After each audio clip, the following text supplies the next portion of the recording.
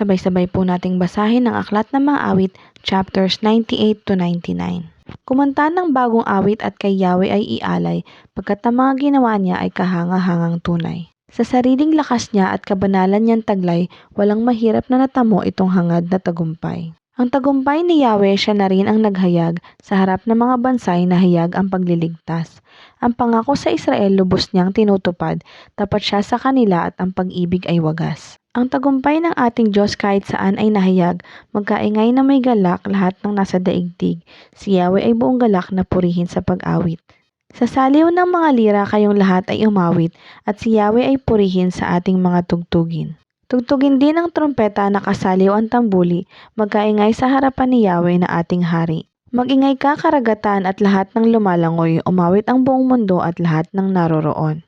Humugong sa palakpakan pati yaong karagatan, umawit ding nagagalak ang lahat ng kabundukan. Si Yahweh ay dumarating maghahari sa daigdig, taglay niya'y katarungan at paghatol na matuwid. Si Yahweh ang nagahari kaya't sa takot ay mga tao'y nanginginig.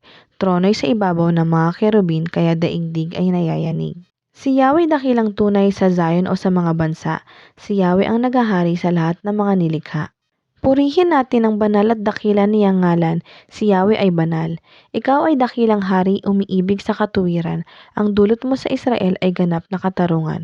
Ang dulot mo sa kanila ay pagtinging pantay-pantay. Si Yahweh na ating Diyos ay lubos na parangalan. Sa harap ng kanyang trono tayo ay manambahan.